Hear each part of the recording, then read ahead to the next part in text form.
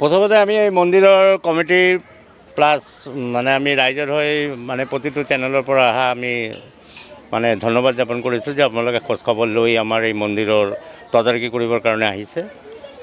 আমাৰ এই ভাইটিবিলাকে মানে চবে আমাৰ জুনিয়ৰ এইবিলাকে চবে মানে এটা চিন্তাধাৰা লৈছে যে মন্দিৰটো কেনেকৈ কৰি অলপ ডেভেলপ কৰা যায়, কিয়নো মাৰ গাত জল পানী পৰে আৰু বিভিন্ন ছাইডত ৱাল চল এইবিলাক মানে ফাটল ধৰিছে। আমি আগতেও কৈছোঁ যে মানে বহুত আগত আজি প্ৰায় 61-64 এনেকুৱা হ'ব মানে তেতিয়া ৰেল শ্ৰমিকবিলাকে কিবা ৰড চড আনি এই ওপৰত ছাদটো যে হৈছে তাৰ একো নাই, মানে ৰড ফড এই ৱৰ্কশ্বপৰ পৰা আনি সিহঁতে মানে অলপ সিহঁতৰ নিজৰ পইচা দি বনাইছিল, কোনো সাহায্য পোৱা নাই গভৰ্ণমেণ্টৰ। তো এতিয়া আমি চৰকাৰৰ চকু দিয়াৰ কাৰণে অলপ অনুৰোধ জনাইছোঁ, যদি অলপ চাই এইটো এটা ৰাইজৰ মন্দিৰ বহুত পুৰণা আৰু মন্দিৰৰ ইতিহাসো আছে বহুত ৰকম। আমাৰ বহুত বয়োজ্যেষ্ঠ মানুহে বহুত কিবা দেখিছিল মাৰ কিবা এটা মানে এইটো আৰু কোৱা নাই যে মানে এইটো মানে ভাল লগা মানে কোনো সময় বিপদত অহা নাই, চবৰে ভালেই কৰিছিল। সেইকাৰণে মন্দিৰটো যি কাৰ্যসূচী সিহঁতে লৈছে আমি সবাক ৰাইজৰো অলপ হেল্প কৰাৰ কাৰণে কৈছোঁ, কাৰণ বহুতে বৰ ডাঙৰ ডাঙৰ বিল্ডিং চিল্ডিং চবে সেইদিনাও কৈছোঁ যে বনাই আছে, যদি চবেই কিবা অলপ কৰি হেল্প কৰে আমাৰ মন্দিৰটো বেছি দিন মানে হৈ যাব আৰু কি, বেছি দিন নালাগে।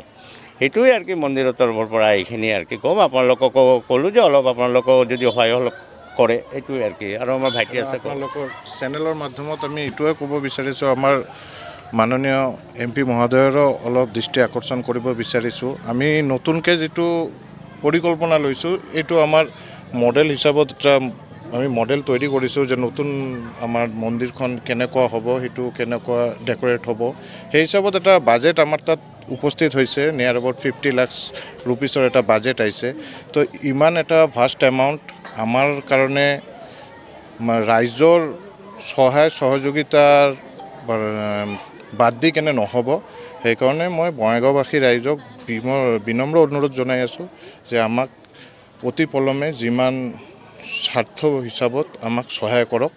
আৰু আমি আপোনাৰ চেনেলৰ মাধ্যমত মাননীয় DC ছাৰ, মাননীয় MP ছাৰকো অলপ আমার কৃতজ্ঞতা জ্ঞাপন করব বিচারিছো। নিউ কলোনি কালীবাড়ির এটা বহুত পুরানো মন্দির, আমাদের জন্মের আগের থেকে এই মন্দির, সব মন্দিরই ডেভেলপ হচ্ছে, এই মন্দির আজ পর্যন্ত কোনো ডেভেলপই নেই। এখন তো আস্তে আস্তে জলও পড়তেছে, অনেক মানে কিছুই হচ্ছে।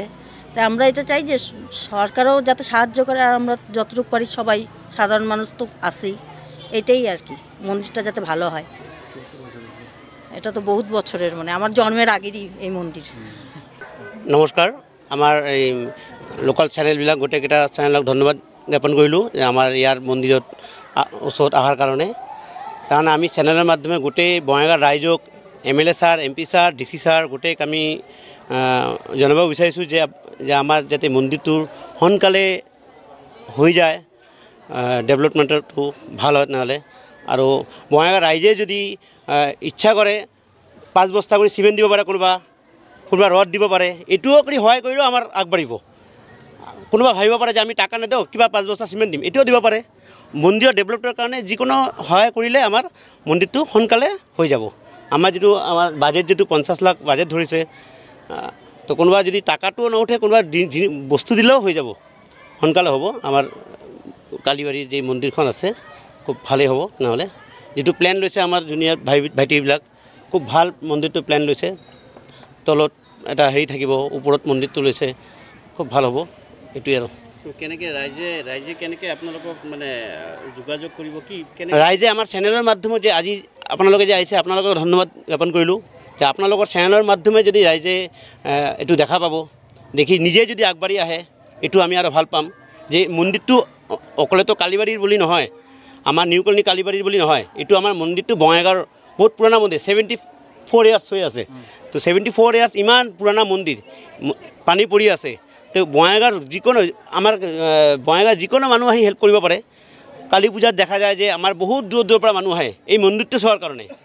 কিন্তু মন্দিৰটোৰ যে ভিতৰত যে এনেকুৱা এটা কণ্ডিশ্যন হৈ আছে, পানী পৰে, এইটো মানে বিৰাট হেৰিৰ কথা আমাৰ কাৰণে এটা লাজৰ কথা যে আমি মন্দিৰটোৰ কাৰণে চকু দিব পৰা নাই তো গোটেই ৰাইজে মিলি যদি এইটোৰ ওপৰত চকু দিয়ে অলপ মন্দিৰটো ডেভেলপৰ কাৰণে তেনেহ'লে খুব ভাল হয় আৰু এইটোৱে আমি হেৰি কৰিলোঁ আৰু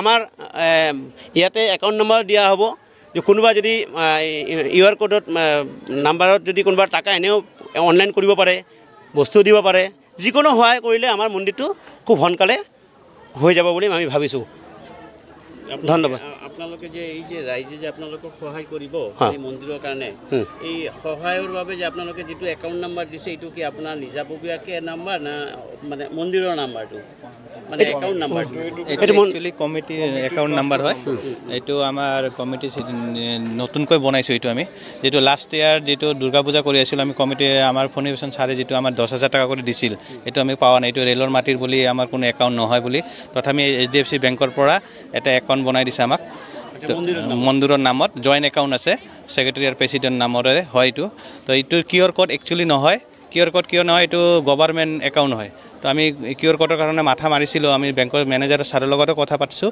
কিন্তু এইটো বুলি কৈছে আপোনাৰ গভৰ্ণমেণ্ট একাউণ্ট হয় এইটো একাউণ্ট QR কোড নহ'ব বুলি কৈছে তো আমি ইয়াৰ কাৰণে একাউণ্ট নাম্বাৰ উইথ IFC কোডটো দিয়া আছে তাতে